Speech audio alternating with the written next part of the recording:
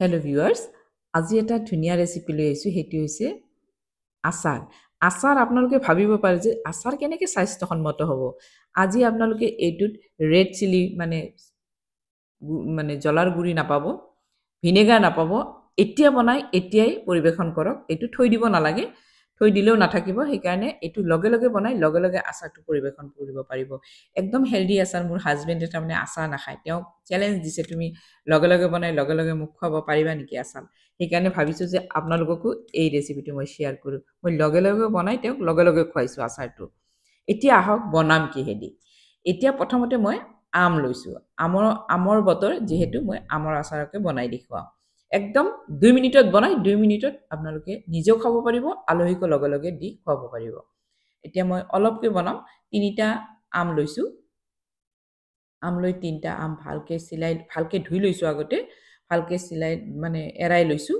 এৰাই লৈ এতিয়া সৰু সৰুকৈ কাটি লৈছোঁ। আপোনালোকে পিহনা দিও সৰু সৰুকৈ পিহি ল'ব পাৰে, মানে মিহিন মিহিনকৈ কাটি ল'ব পাৰে। মই এনেকৈ কাটি লৈছোঁ। মোৰ তাৰমানে 3-4 দিন হৈ গৈছে, আমটো অলপ কোমলে হৈ গৈছে। এতিয়া মই এনেকৈ 3টা আম কাটি লৈছোঁ। এতিয়া চাওক মই কি দিছোঁ, এইটো বিট দিছোঁ। বিট এইকাৰণেই দিছোঁ, মই ইয়াতে গুড়ি জ্বলা নিদিওঁ। কিন্তু বিটটো দিয়াৰ লগে লগে বিটটোতো টেঙা নহয়, এইটোতো মিঠা মিঠাই লাগে অলপমান। এইটো মই টেঙা কৰি ল'ম। এতিয়া আহক মই এইটো পিহনাৰে পিচি ডাঙৰ ডাঙৰ ফুটাটো দি পিহিছোঁ আৰু আধাখিনি দিছোঁ। আধাখিনি দি মই এইটো পিহনাৰে পিহি লৈছোঁ। এতিয়া চাওক, এতিয়া এটা নেমু লৈছোঁ। এনেকৈ ডাঙৰ নেমু এটা লৈছোঁ, লৈ 4 ভাগ কৰিছোঁ। 4 ভাগৰ 1 ভাগ মই এই নেমুটো মই 4 ভাগৰ 1 ভাগহে ব্যৱহাৰ কৰিম, চাব। এতিয়া মই এই নেমুটো কাটি লৈছোঁ আৰু এই বিটখিনি মই বাতিত লৈ লৈছোঁ। বাতিত লৈ এই যে নেমুটো কাটিছোঁ, এই নেমুটো মই ইয়াতে গোটেইখিনি নেমু ইয়াতে চেপি দি দিছোঁ। চেপি দি মই হাতখনেদি ভালকৈ লৰাই দিছোঁ। চাওক, এতিয়াও মই কিন্তু নিমখ দিয়া নাই। নিমখ একদম পাছত দিম। এতিয়া চাওক, মানে জলকীয়া দিছোঁ, শুকান জলকীয়া। তেওঁ মোৰ পিছফালে থিয় হৈ আছে, শুকান জলকীয়াও দিব দিয়া নাই। ঠিক আছে, মই শুকান জলকীয়াটো ভাজি লৈছোঁ। ভাজি লৈ এতিয়া মই ইয়াতে ভাজা হোৱাৰ পাছত মই ইয়াতে 5 ফোৰণ দিম। 5 ফোৰণ মই এচামুচ দিছোঁ। ভালকৈ ভাজি লৈছোঁ। যেতিয়া ভাজা ভাজা হৈছে, মই অকণমান জিৰা দিছোঁ। জিৰাও মই এচামুচৰ অলপ কম দিছোঁ। এতিয়া মই আজৱাইন দিছোঁ। আজৱাইন 1/4 টিস্পুন দিছোঁ, মানে 1 চামুচৰ 4 ভাগৰ 1 ভাগ দিছোঁ। এতিয়া ভালকৈ মই ভাজি লৈছোঁ। ভাজি লৈ মই খুন্দি লৈছোঁ, আধা খুন্দা কৰি লৈছোঁ। যিহেতু তেওঁ মানে শুকান জলকীয়াটো দিব মনা কৰিছে, মই এটা ছাইডত থৈ দিছোঁ।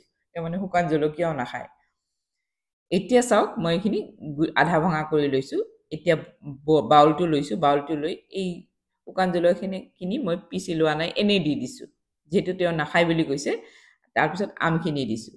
দি এতিয়া চাব ঝটপট আচাৰ কেনেকৈ বনাব। এতিয়া মই কেঁচা জ্বলা দিছোঁ 4টা, একদম মিহি মিহিকৈ কাটি দিছোঁ। এতিয়া চাব ইয়াতে কি কি ইনগ্ৰিডিয়েণ্টছ দিওঁ। একদম আচাৰৰ নিচিনা লাগিব হয়নে? এতিয়া মই এইটো ভালকৈ উল্টাই পুল্টাই লৈ এতিয়া কি কৰিম, এই যে 5 ফোৰণখিনি মই গুড়ি কৰি লৈছোঁ, সেইখিনি মই গোটেইখিনি দি আকৌ মই ভালকৈ লৰাই ল'ম। এতিয়া নিমখ দিছোঁ। আন্দাজমতে নিমখ দিব। নিমখ দি ভালকৈ মই লৰাই ল'ম, যাতে নিমখখিনি সকলোৰে গাতে ভালকৈ লাগি যায়, আম বিটৰ লগত লাগি যায়। এতিয়া মই ইয়াতে 2 চামুচ তেল দিছোঁ।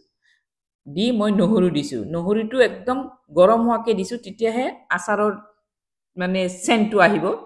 এতিয়া মই ইয়াতে তিল দিছোঁ। আধা চামুচ মই তিল দিছোঁ। দি নহৰুখিনি কি দি কৰিছোঁ জানে, অলপ পুৰি দিছোঁ। পুৰি দি তেতিয়াহে চেণ্টটো আহিব, আচাৰৰ চেণ্টটো আহিব। এতিয়া ভালকৈ মই লৰাই লৈছোঁ। তিলো দিছোঁ, চাব দেই, তিলখিনিও অলপমান ভাজি লৈছোঁ। ভাজি লৈ গৰমে গৰমে আনি ইয়াতে ঢালি দিছোঁ। এতিয়া মই ইয়াতে আৰু 2টা ইনগ্ৰিডিয়েণ্টছ দিম। এটা হৈছে চেনি। চেনি একদম 2 চিকুটমান দিছোঁ। আৰু ইয়াতে গোলমৰিচৰ গুড়ি দিছোঁ, সেইটো বগা গোলমৰিচৰ গুড়ি দিছোঁ। কলাটো দিলে কি হয়, অলপ কলা কলা হৈ থাকে, সেইকাৰণে বগা গোলমৰিচৰ গুড়ি দিছোঁ। এতিয়া চাওক, মোৰ আচাৰটো ৰেডি। ইমান ধুনীয়া গুণ ওলাইছে, যেন আমি আগতে বনাই থৈছোঁ আচাৰ, যেন 1 মাহ হৈছে আচাৰটো বনোৱা, তেনেকুৱা এটা গুণ ওলাইছে। আৰু আপোনালোকে এইটো বনাই খাইও চাব ইমান টেষ্টি হৈছে মানে ভাবিব নোৱাৰিব যে ঝটপট বনাই ঝটপট আচাৰ খাব পাৰি ৰ'দত নিদিয়াকে মানে পানীৰ ওপৰতে ধৰকচোন গোটেইখিনি বস্তুৰ গাতে পানী লাগি আছে তেনেকুৱাতে আচাৰ বনাই এইটো একদম পুৰা স্বাস্থ্যসন্মতভাৱে বনাইছোঁ কিন্তু তেলটো অলপ বেছিয়ে দিছোঁ তেওঁ কিন্তু পিছফালে থিয় হৈ কৈ আছে যে তেল বেছি হৈছে কিন্তু আচাৰ যিহেতু বনাইছোঁ দিবই লাগিব চাওক মোৰ এইটো ৰেডি মোৰ যদি ৰেচিপিটো ভাল লাগিছে এটা লাইক কৰি দিব